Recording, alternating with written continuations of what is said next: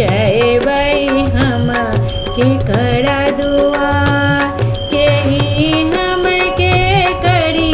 हे दुलड़वा अपनी बखरी बैठाय अपनी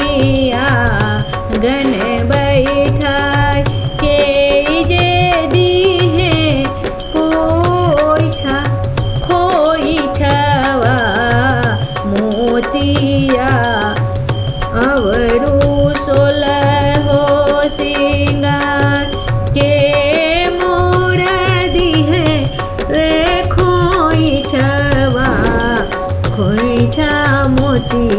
और 16 हो सिंगार आदित्य भैया भेज ले खबरिया सुनो छठी बहिनी हमार आदित्य भैया भेज ले खबरिया सुनो छठी बहिनी हमार लेके आइबो डोलिया कहरवा आई हाय ना आई हाय ना हम करबो तोहरा दुलड़वा अपना बखरी बैठाय अपन बखरी बैठाय अपन देहरी बैठाय भाभी तोहर दी हे खोई छवा दी हे मोतिया और 16 हो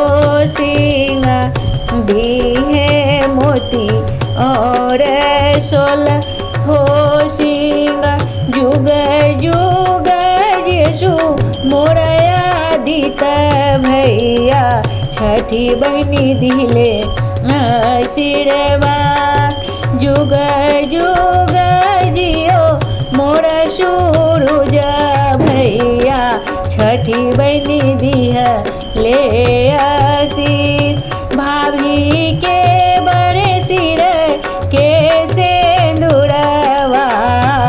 गोदिया खेले जोड़े लाल गोदिया खेले जोड़े लाल अमर होके भाभी गोद के ललना छठी मैया दी है ले आशीष अमर होए भाई रे भतीजावा